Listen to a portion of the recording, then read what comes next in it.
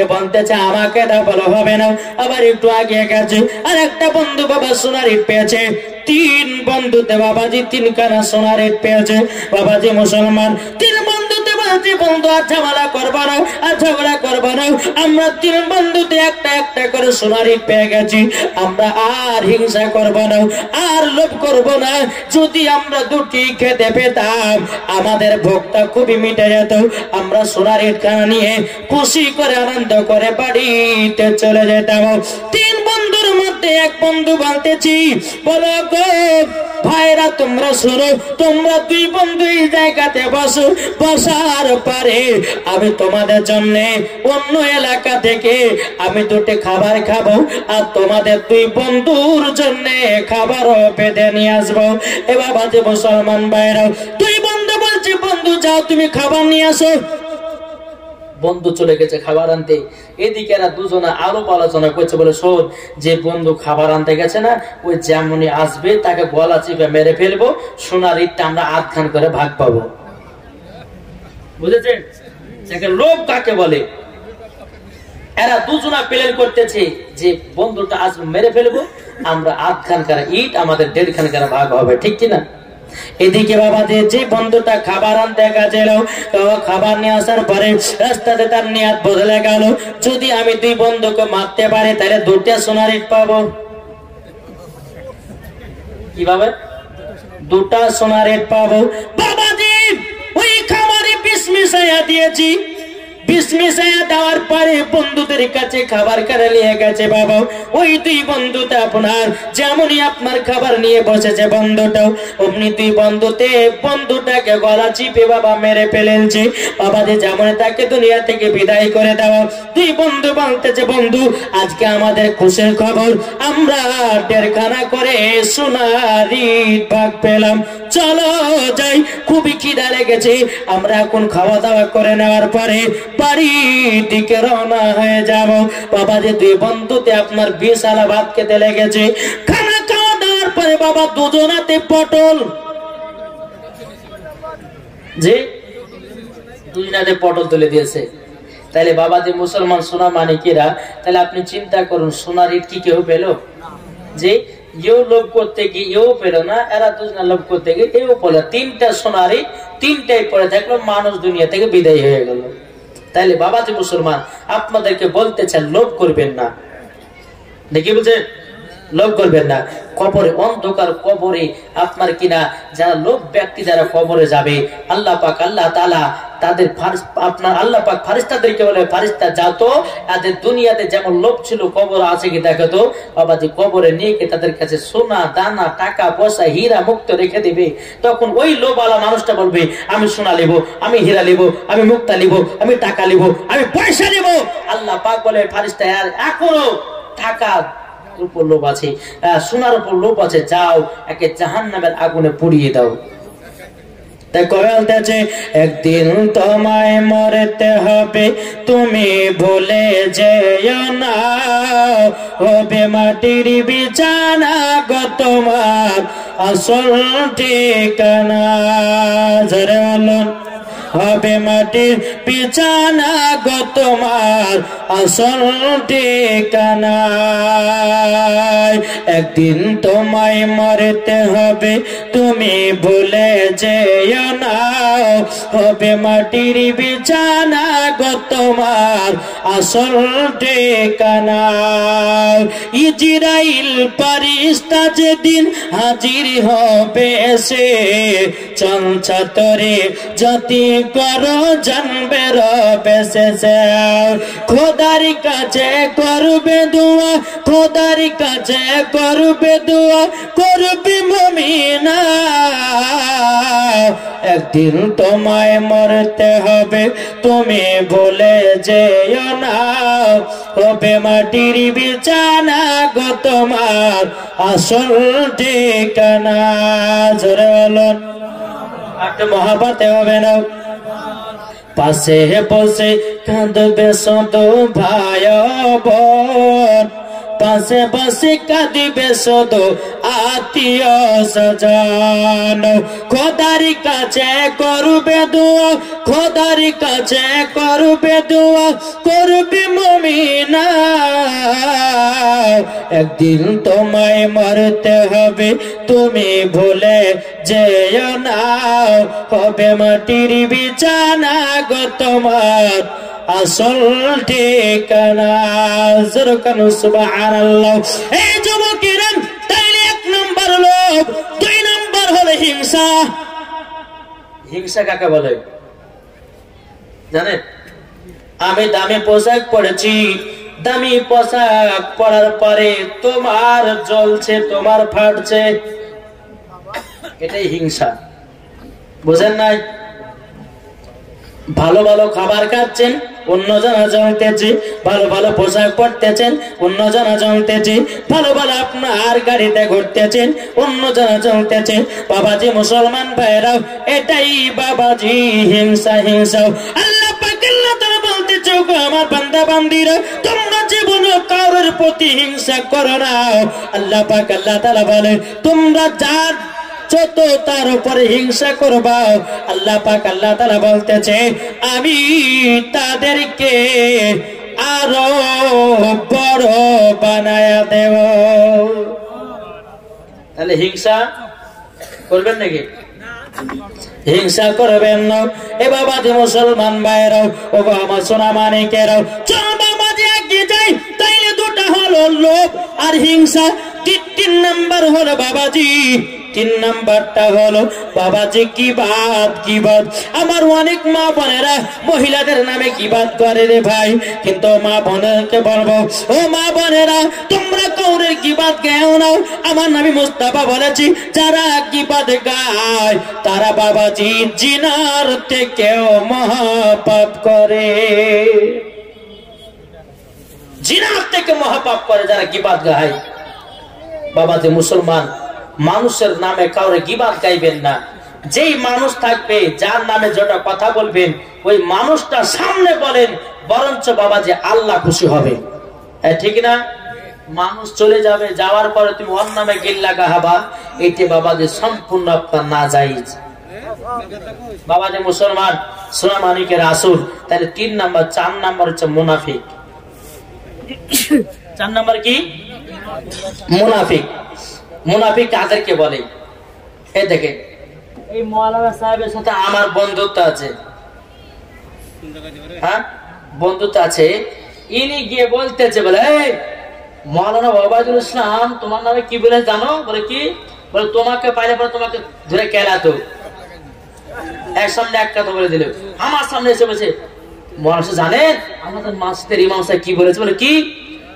বলে বলেছে যে আপনাকে যদি পেতো না তা আপনাকে কচু কাটা করে কাটতো। তাহলে এই 2 বন্ধুর ভিতরে বাবা যে রাগ হবে কি হবে না? ওকে আমি দেখলে ওর পর রাগ করবো, ওই আমাকে দেখলে আমার পর রাগ করবে, করবে না? যখন বলে দিল 2 জনের মধ্যে ঝামেলা সৃষ্টি করে দিল, ওই এদিক থেকে পালিয়ে গেল। বাবা যে মুসলমান এটাই হচ্ছে মুনাফিকি কাজ। জি यार কাছে ভালো ওর কাছে ভালো, এরা হচ্ছে মুনাফিক। যেখানে ভালো হবে এক জায়গাতে ভালো হও, দ্বিতীয় জায়গাতে ভালো হবার কোনো প্রয়োজন নাই। একটাই হক কথা বলো, আল্লাহ খুশি হবে। হক কথা বললে আল্লাহ খুশি হবে। হক কথা বললে ফেরেশতারা খুশি হবে। হক কথা বললে পারে তাবেঈন খুশি হবে। হক কথা বললে পারে সাহাবাগণ খুশি হবে। হক কথা বললে পারে আল্লাহর ওলিগণ খুশি হবে। জোরে বলে কি বলছেন বাবাজি? এটাই হচ্ছে মুনাফিকি কাজ। চলুন বাবাজি মুসলমান মুনাফিক আর কাকে বলে চলুন বাবা। হযরত মুসা কালিমুল্লাহ বাবাজি তিনার উম্মতগুলোকে নিয়ে আপনার আল্লাহর কাছে হাত তুলে দোয়া করতেছে। বলো গো আল্লাহ আপনি তো পানি বর্ষণ করেন না, পানি বর্ষণ করেন না। আল্লাহ আল্লাহ আপনি তাড়াতাড়ি করে আমাদেরকে পানি বর্ষণ করে দিন। পশু পাখি মারা যায়, জমিনগুলো ফেটে ফেটে যায়। আল্লাহ পাক আল্লাহ তাআলা বলছে গো মুসা কালিমুল্লাহ আজকে তোমার হাতের দোয়া আমি কবুল করব না। বলে কেন গো আল্লাহ কেন? বলে মুসা কালিমুল্লাহ তুমি যাদেরকে নিয়ে হাত তুলেছো সেই দলের ভিতরে একজন মুনাফিক ঢুকে আছে। কে ঢুকে আছে? মুনাফিক।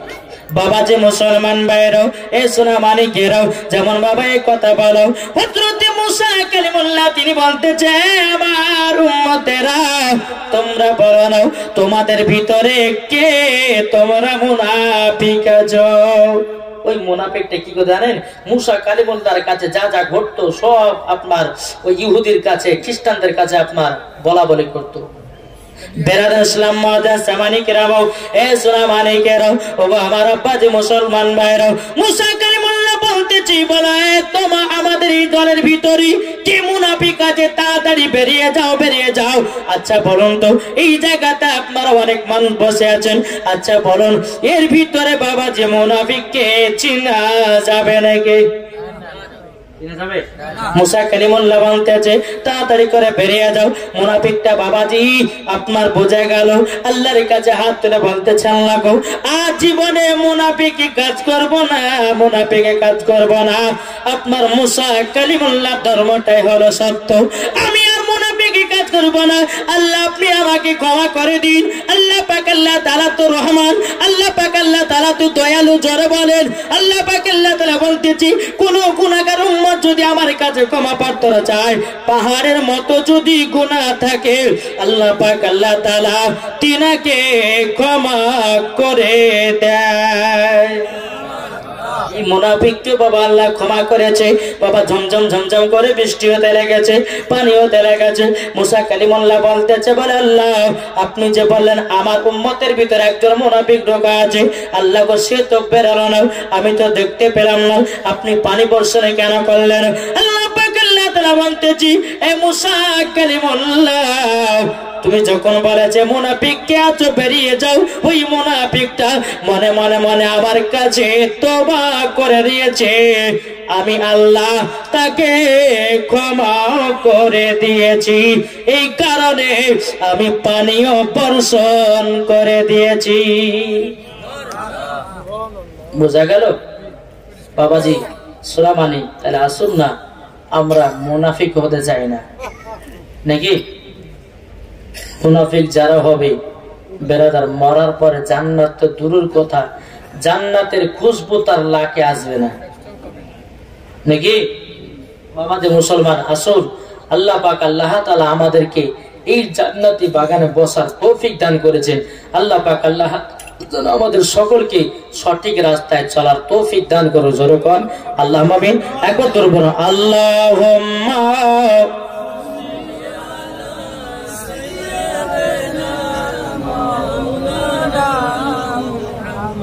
ওয়ালা আলে মাওলানা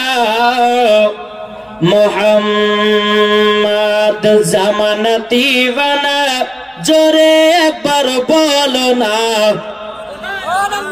সুবহানাল্লাহ বলেন আমার নবীজি বলতেছি কোন উম্মত যদি দিল থেকে সুবহানাল্লাহ পড়ে নাই কাল হাসরের মাটি বাবাজি তার জন্য একটা ফলের গাছ লাগানো হয় দ্বিতীয় নম্বর হাদিস বলেছি কেউ যদি অন্তর থেকে সুবহানাল্লাহ পড়ে নাই সুবহানাল্লাহর বলার ওসিলা দিয়ে আল্লাহ পাক আল্লাহ তাআলা তার হাড়ের অসুখকে ভালো করে দেয়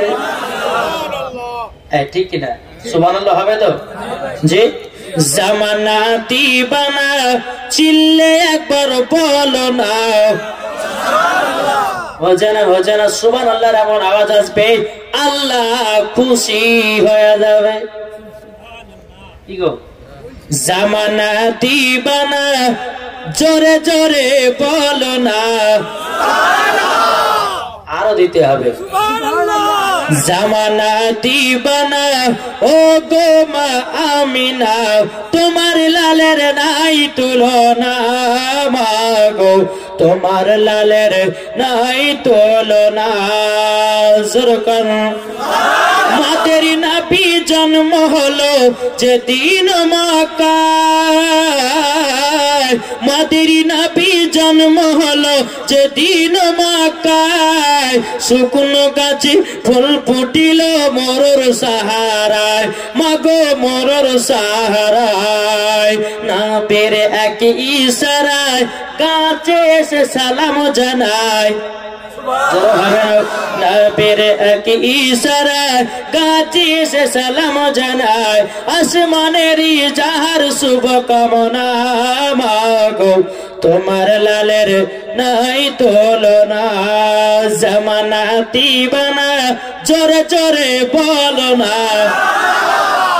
জামানা দিবানা চিল্লে একবার বলো না তোমার লালের নাই তুলনা মাগো তোমার লালের নাই তুলনা।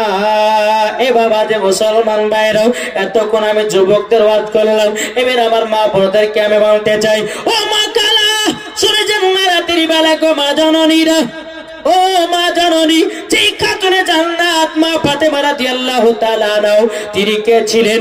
জীবন কোনদিন মিথ্যা কথা বলেনি, তার নাম হলো খাতুনে জান্নাত। খাতুনে জান্নাত কার নাম ছিল গো মা জননী? জীবনও এক ওয়াক্ত নামাজ কাজা করতো না, তার নাম হলো খাতুনে জান্নাত। আর আমাদের ঘরের মা বোনেরা বাবাজি আর জীবনে সিরিয়াল কাজা নাই দেখি সিরিয়াল চলে বাবা। এ বাবা যে মুসলমান ভাইরাও ওগো আমার সোনা মানিকেরাও, আমার মা বোনের যখন সিরিয়াল দেখি বাবা চোখের পানি লাখের পানি এক জায়গাতে করে। খালা খান জায়গা না গো বল সিরিয়াল দেখছিলাম, ওই বন্ধুটাকে মেরে ফেলেছে তার জন্য চোখের পানি ঝরঝর করে বেড়াতেছে। ও মা খালা তুমি মিথ্যা সিরিয়াল দেখে চোখের পানি ফেলতেছো, তোমার কবরে দাও দাও করে আগুন জ্বলবে ঘুমাও। ও গো মা খালা খাতুনে জান্নাত কার নাম? জীবনে কোনোদিন হিংসা করে নেই। মা ফাতেমা কার নাম? কোন মেয়ের সঙ্গে ঝগড়া করেনি, এর নাম হলো খাতুনে জান্নাত। এই ঠিক কিনা? ও মা খালা আপনাদের জন্য আরো 3টি আমি নিয়ে এসেছি, সেটা হচ্ছে ফাতেমায়ে তাসবিহ। আমার মা বোনেরা যারা নামাজ পড়েন, এই ফাতেমায়ে তাসবিহ যদি 5 ওয়াক্ত নামাজে আমল করা যায়, বাবা যে মুসলমান যতই কষ্টের কাজ করুক না কেন আসান হয়ে যাবে। কে বলবেন না? ফাতেমায়ে তাসবিহ বাবাজি চলুন আমার মা বোনেরা বাবা কিছু আছে দেখবেন, স্বামী থাকলে পরে ওই স্বামীর সামনে ওদেরকে সাজতে ভালো লাগে না।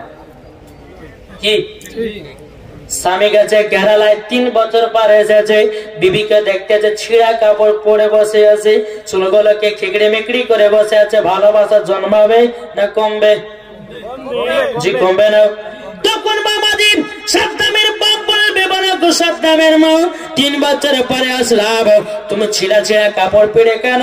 বলে বুড়ার বেটা পরে তুমি তো 3 বছর পরে আমাকে একটা শাড়ি কিনে দাওনি, আমি তো নতুন শাড়ি নেবার জন্য বসে আছি বাবাজি, কিন্তু আলমারিতে দামি দামি শাড়ি ভরো। ও মা কালা করোনা মা জানা পারে মা জাননীরা, স্বামীকে কখনো দুঃখ দিও না, স্বামীকে কখনো কষ্ট দিও না। যে স্বামীরা আপনার কিনা কেরালা বোম্বাই যায় কলকাতা যায়, কত রাজমিস্ত্রিদের কত কষ্ট হয় একমাত্র আমার রাজমিস্ত্রি ভাইরাই বোঝে, তাই না? মাথার গাম বাবা যে মাথার গামকে পায়ে ফেলে বাবা যে কত টাকা নিয়ে আসে। বিরাদার যখন স্বামী আপনার বিদেশে চলে যায় বিরাদার, তখন আপনার আলমারি থেকে বাবাজি 3000 টাকা দামের শাড়ি বের করবে, শাড়ি বের করার পরে বাবাজি আপনার কেনা পরিধান করবে, মাথার চুলগুলোকে বেরাদার ইসলাম এমন করে শ্যাম্পু করবে রে বাবা, বেরাদার গলাতে হাত লাগাবে, আপনার রাস্তা দিয়ে হেঁটে যাবে, কত ইয়ং ছেলেরা আও ম্যাও কে তাকাবে তাকাও। এখন আমি তোদের সরকারে ভাবি অসুবিধা কিছু নাই, তোর ভাই আছে কেরালায়, যত পারবি টাকা অসুবিধা কিছু নাই, যত টাকাবি টাকা। তোমাকে স্বামীর সামনে শাস্তি ভালো লাগে না, তোমাকে স্বামীর সম্মুখে ভালো কথা বলতে ভালো লাগে না, ওই পাড়ার ঝোলটুর জন্য সাজো, ওই পাড়া বল্টুর জন্য সাজো, ওই পাড়ার আপনার কিনা আব্দুর রহমানের জন্য সাজো। ও মা জাননী আল্লাহ পাক আল্লাহ তাআলা বলতেছে হুন্না লিবাসুল লাকুম আনতুম লিবাসুল লাহুন্না, স্ত্রী হলো স্বামীর পোশাক, স্বামী হলো স্ত্রীর পোশাক। জোরে হবে না? এরকম মায়েরা আছে না নাই? জি স্বামীকে দুঃখ দেয়। অনেক মা আছে স্বামীকে রেখে দিয়ে অন্য ছেলের সঙ্গে লাইন করে, বলে না? 2 ছেলের মা পালিয়ে গেল, 3 ছেলের মা পালিয়ে গেল। কেন পালালো? তোমার বাড়ির বউটাকে তো লক্ষ্য রাখলে না।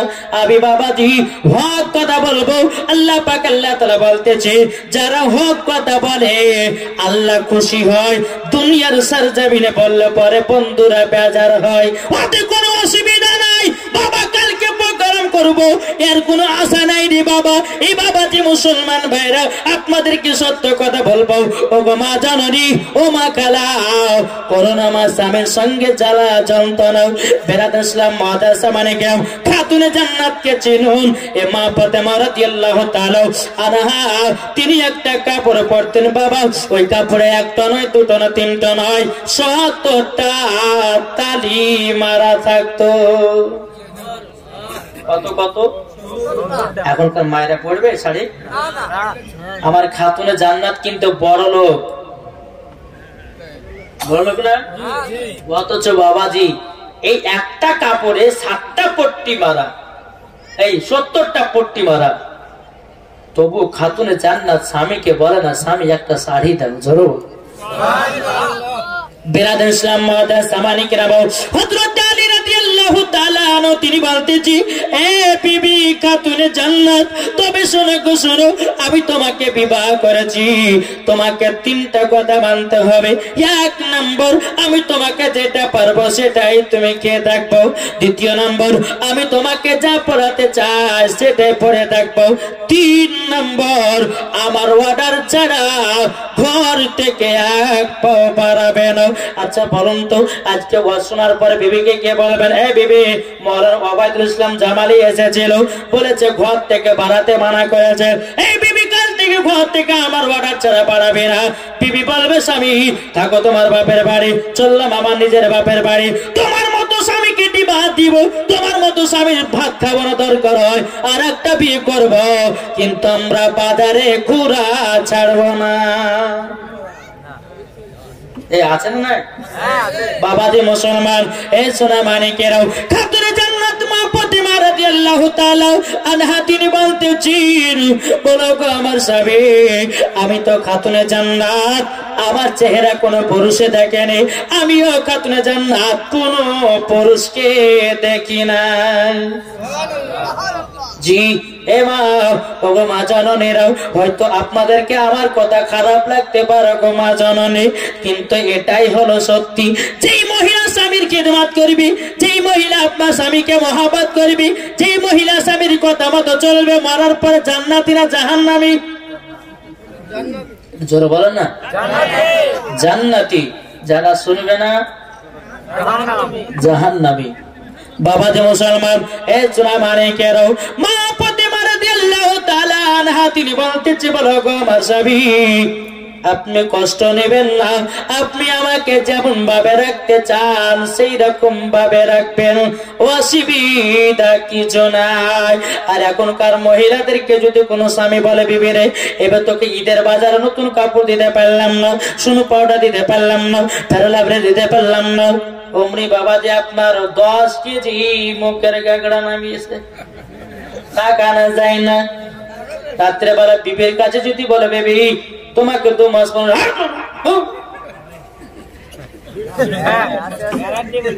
বাবা যে মুসলমান, এই সোনা মানিকেরা, শুধু মা বোনদের দোষ দিলে হবে না, কিছু কিছু যুবক ছেলেরা আছে বিবির প্রতি লক্ষ্য করে না।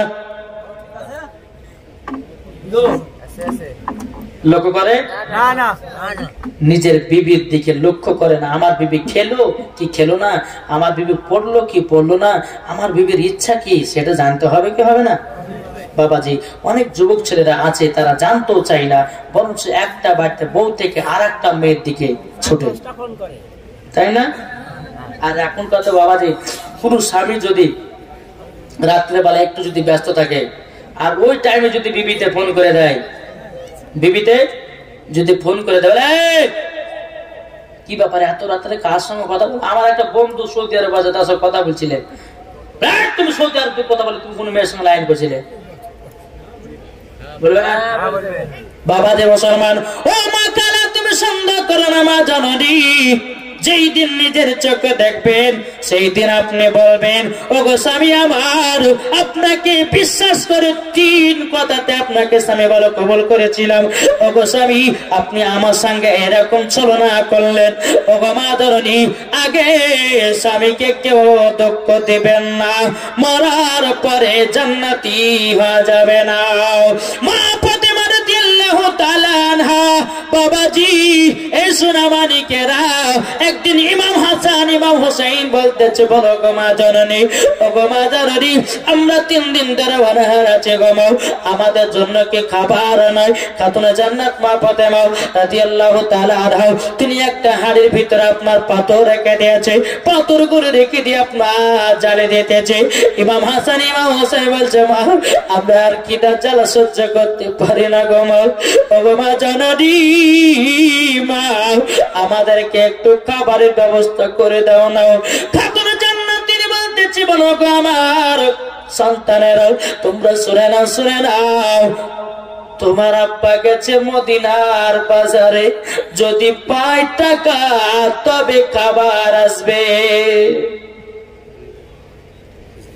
ইমাম হাসান ইমাম হুসাইন বাবাজি 1-2 করে করে কোতে, বাবা আমার নবী মুস্তাফার কাছে হাজির। নবীকে বলতেছে, লাব্বাইক ইয়া রাসূলুল্লাহ, লাব্বাইক ইয়া হাবিবাল্লাহ। ও গোনামাজান 3 দিন ধরে অনাহার। আমার নবীজি ইমাম হাসান ইমাম হুসাইনকে বাবা সিনাতে লাগায়া নিয়েছে। আমার নবীজি বলতেছে, বলো গো, ওগো আমার নাওয়াসের রাসূলেরাও, তোমরা 3 দিন ধরে অনাহার, আর আমি নবী আছি 7 দিন ধরে অনাহার। আমার নবীজি বলতেছে, এ আমার ইমাম হাসান ইমাম হুসাইন, তোমাদের খিদা হচ্ছে আলাদা, আমার খিদা হচ্ছে আলাদা। জোরকন এ বাবাজি মুসলমান ভাইরাও, আমার নবী মুস্তাফা বলতেছি, বলো গো আমার নাসের রাসূলেরা, তোমরা শুনে রেখে দাও, শুনে রেখে দাও, তোমরা কি খেতে চাও নাকি? বলো ইয়া রাসূলুল্লাহ, ওগো নানা জান, আমরা যদি একটু খেতে পেতাম, আমাদের খিদা জ্বালাটা আমাদের কবে মেটতো গো নারাও। আমার নবীজি উমারে ফারুককে বলো, গো মারে ফারুক, যাও যাও যাও, আবু বকর সিদ্দিকের একটা খেজুরের বাগান আছে, ওই খেজুরের বাগান বাবাজি আজওয়া খেজুর আছে, ওই খেজুর বাবা পেরে নিয়েছি। ইমাম হাসান ইমাম হুসাইনকে বলতেছে, বলো গো আমার নাওয়াসের রাসূলেরা, নাও তোমরা পেট ভরে খেজুর করে কে নাও। বাবাজি মুসলমান এ সোনামানিকেরা, ইমাম হাসান ইমাম হুসাইন বলতে, বলো নানা জান, আমরা পেট ভরে খাবার খাবো না, আমাদেরকে মাত্র 4টা খেজুর দিয়ে দেন, 4টা খেজুর দিয়ে দিন। বাবাজি আমার নবীজি বলতেছি, বলো গো নাসের রাসূলেরা, তোমাদেরকে 1 ঝুড়ি আমি খেজুর দিয়েছি, তোমরা সম্পূর্ণ তো 2 ভাই খেলে খেতে পারতো, কেন তোমরা খাও না? বলো না, বলো না। বলো গো নানা জান, নানা জান, আমরা আছি 4 জন, আমরা হলাম 2 ভাই, আমার আব্বা এবং মা, মোট্টি আমরা বাড়িতে 4 জনা, মোট্টি 4টা খেজুর হলে পরে হয়ে যাবে, আর আমাদের দরকার নাই। বেরাদার ইমাম হাসান ইমাম হুসাইন তিনি বাবা খেজুর গুলোকে নিয়ে গিয়ে বেরাদার ইসলাম মাদাস সামানে কিরাম বলতেছ, গো আম্মা জান, আপনাকে খাবার কি রান্না হয়েছে নাকি? খাতুনে জান্নাত চোখের পানি ঝরঝর করে ফেলে বলছে, বেটারা তোমরা দুঃখ নিও না, তোমাদের জন্য নিশ্চয় খাবারের ব্যবস্থা হয়ে যাবে। জোরে বলুন না সুবহানাল্লাহ। হযরত আলী রাদিয়াল্লাহু তাআলা তিনি বাবাজি কিছুক্ষণ পরে আসলেন, আসার পরে বেরাদার ইসলাম মাদাস সামানে কিরাম খাতুনে জান্নাত বলছে, বলো গো আমার স্বামী, আপনি কি কিছু খাবার নিয়ে এসেছেন নাকি? হযরত আলী রাদিয়াল্লাহু তাআলা তিনি বাবা চোখের পানি ঝরঝর করে ফেলে বলছে, বিবি খাতুনে জান্নাত, আমি মদিনার বাজারে কত কাজ করলাম, কাজ করার পথে আমি তো টাকা পয়সা পেলাম না, ওগো আমার বিবি খাতুনে জান্নাত, কোথা থেকে খাবার নিয়ে আসবো? ইমাম হাসান ইমাম হুসাইনকে দেখে দি বলছো আব্বা জান আমরা নানাজির কাছে গেছিলাম, আমরা 4 খানা আজওয়া খেজুর নিয়ে এসেছি। ওগো আব্বা জান আজকে রাত্রিটাতে আপনি একটা একটা করে 4 জনাদের খেজুর খেয়ে নেব, একটু পানি পান করে নেব, আমাদের রাত্রিটা পার হয়ে যাবে। জোরকন আমরা হলে পার করতে পারতাম? জি পার করতে পারতাম। বাবাজি 4টা খেজুর রাত্রি বেলাতে আপনার খাওয়া দাওয়া করার পরে আবার যখন সকাল হলো, সকাল হওয়ার পরে ইমাম হাসান ইমাম হোসেন বলতেছে বলো মা জননী আমরা কি আর পেট ভরে খেতে পাবো না? এই বেটা ইমাম হাসান ইমাম হোসেন আজকে চিন্তা করো না, আমি তোমার মা বলতেছি আজকে যেমন করো তোমাদেরকে আমি গরম গরম খানা খাওয়াবো। জোরে বলেন খাতুনে জান্নাত মা ফাতেমা রাদিয়াল্লাহু তাআলা আনহা তিনি একটা জায়নামাজ নিলেন বাবা, নেওয়ার পরে ঘরের ভিতর চলে গেলেন, 2 রাকাত নফল নামাজ পড়লেন। নফল নামাজ পড়ার পরে আল্লাহর কাছে 2 কোণে হাত তুলেছে, বলে আল্লাহ গো আমার বেটারা 3 দিন থেকে 4 দিন ধরে খাওয়া দাওয়া নাই গো, ওগো আল্লাহ আপনার কাছে আমি দোয়া করতেছি, ওগো আল্লাহ আমি ফাতেমায়ে তাসবিহ তেলাওয়াত করেছি, ওগো আল্লাহ আমাদের বেটাদের জন্য খাবারের ব্যবস্থা করে দাও। গাইবে আমাদের শ্লোক খাতুনে জান্নাত, খাতুনে জান্নাত বাইরে যাও, একটা হাঁড়ি চুলার উপরে চাপায়া দাও, আর একটা চুলার উপরে হাঁড়িটা চাপায়া দেওয়ার পরে তুমি তার হাঁড়ির মুখে একটা ন্যাকড়া বেঁধে দেব। ন্যাকড়া বেঁধে দেওয়ার পরে বিসমিল্লাহ বলে হাত ভরবা, দেখবা গরম গরম খানা পাওয়া যাবে।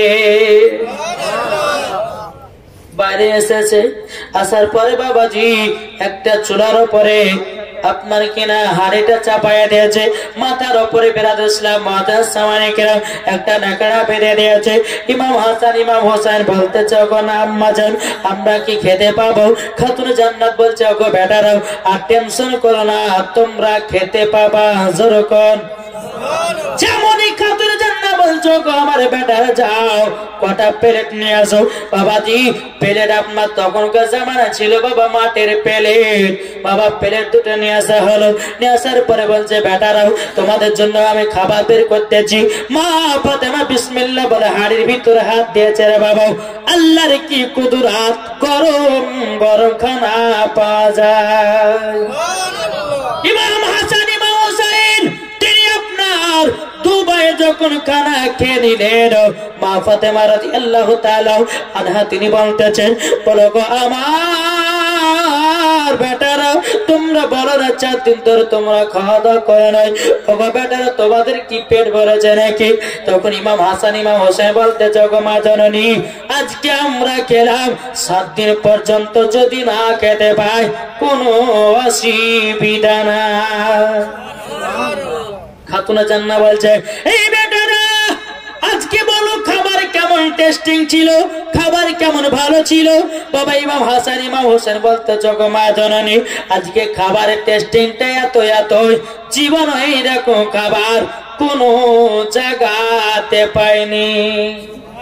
ওগো মা জননী কোথা থেকে খানা নিয়ে এসেছেন বলেন না বলেন না। তখন বলতেছ গো বেটারা এটা দুনিয়ার কোন খানা নয়, এই খানাটা হলো জান্নাতি খানা। কিসের খানা? জান্নাতি খানা। বাবাজি সোনা মানিকের ও মা খালা তুমিও যদি ফাতেমায়ে তাসবিহ যদি আমল করতে পারেন মা, মরার পর দেখবেন আপনার কবরে আসানি পাওয়া যাবে। জোরে বলেন।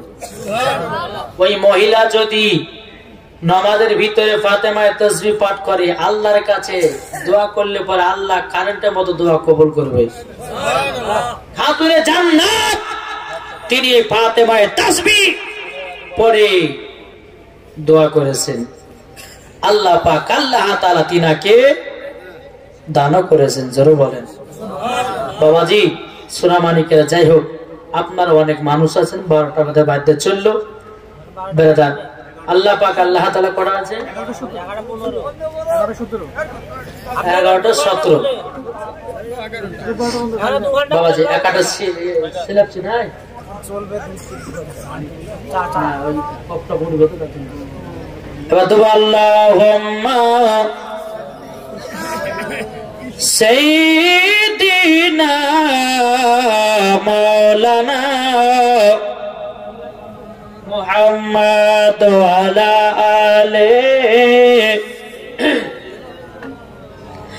মাওলানা মুহাম্মদ। যারা নবীজির, যারা বলেন সুবহানাল্লাহ বলতে হয়েছে বাবা। রাতের বেলা সুবহানাল্লাহ বললে কষ্ট হয়েছে? যত বলবেন তত নেকি, জোরে বল। যারা নবীজির আশিক দিওয়ানা, যারা নবীজির প্রেমিক দিওয়ানা, যেতে চায় সোনার মদিনা, ও গো কমলি ওয়ালা, যেতে চায় সোনার মদিনা, ও গো কমলি ওয়ালা।